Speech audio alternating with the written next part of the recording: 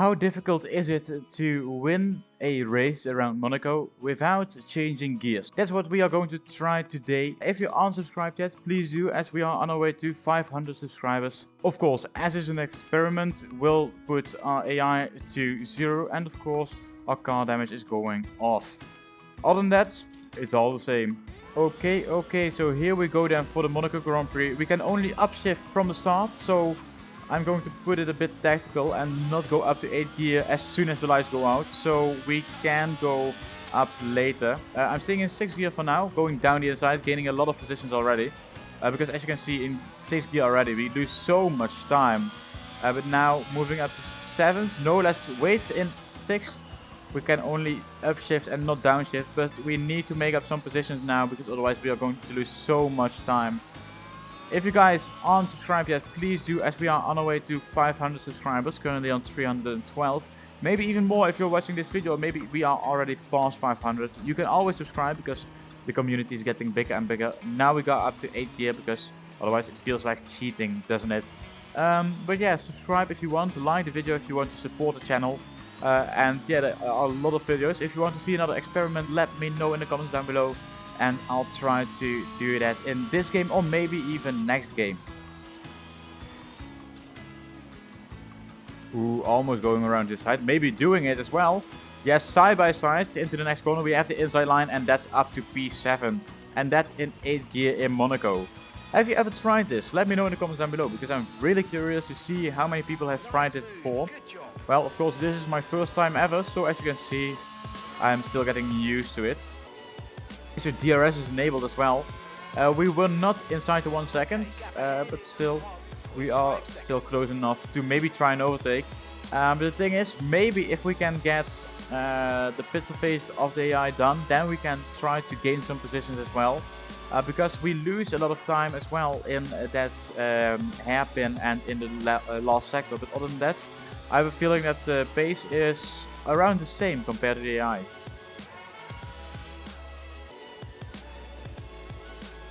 Oh my god, can we do the overtake around here? Maybe outside, just like we did on Norris. Yes, it looks like it. Oh, I bumped with the wall. But we are now in P6. We were best to rest, now we are in the top field. And we can try to go for that top 5. What do you guys think? Are we going to get the podium or a win? Let me know.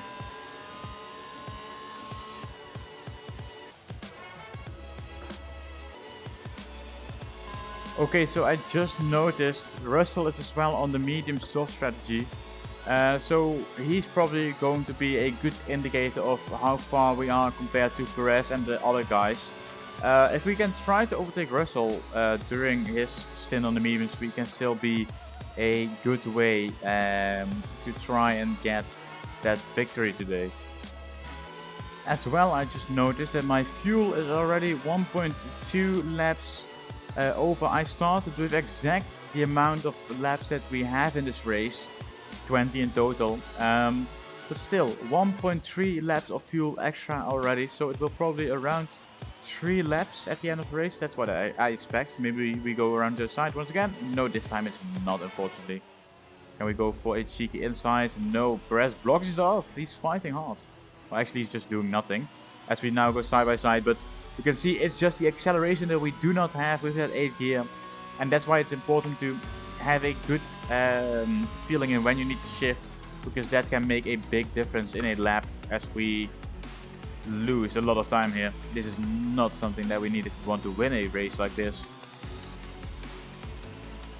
You can see we are so close to Perez, but at the end it doesn't even matter. We need to try and gain a bit of time back. He's going into the pits obviously, so hopefully we can overcut him with the medium soft strategy.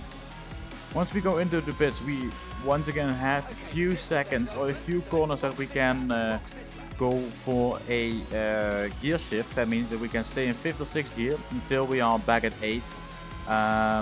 So we can try to gain a bit of time with that as well on the new softs.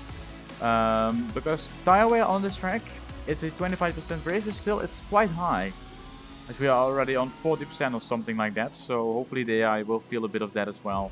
But they are not fighting that much. Of course, it's Monaco, so you can't fight at all. except for in the start-finish straight, but other than that, it's really difficult. It looks like it's going to be P5. Look after these tyres now. We want to finish the race on this compound. So let's say in 4th gear. And now we can gain a bit of time back. We are 10 seconds behind Hamilton. So can we gain that back? That's the big question from today. Maybe a cheeky little overtake here. No, the acceleration is just not good enough. Going around the outside, but it doesn't matter at all. This time around, side by side. Never mind. Oh, still side by side. Can we do it? Can we do it? Yes, please. Yes, please. Go. Okay, now 4 laps remaining. Let's block this one off. Never mind. Thank you, Russell. Okay, so this is not what I expected of this, but this means that we can once again use a few gear shifts. Or let's just put it in 8 after we overtake Sainz. Okay, so yeah, as you can see, Hamilton is now 17 seconds ahead. To be honest, I don't think anything is going to change about that. Maybe he's retiring, but I don't think so, as it's no damage at all. So maybe next time we can try it with a Mercedes, Red Bull or a Ferrari. Just let me know in the comments down below and I'll try it with a top team, because the starting position can also make a big difference in the first stint. So maybe if we start on pole position, there can be a big difference in where we will finish. Okay, gap ahead is 19.8 seconds. So Charles Leclerc wins the race. That doesn't matter too much. But yeah, let me know what you think about these kind of experiments in the comments down below. If you want to see more, you can always check out my entire channel. If you aren't subscribed yet, please do, as we are crossing the line today in P4. All that I can say about this is that we learned that you are not the fastest driver if you drive in 8th gear all the time. Definitely not around Monaco. Maybe in Monza it's going to be a bit easier, because there's a lot of straights. But other than that, thank you for watching, and I'll see you in the next video.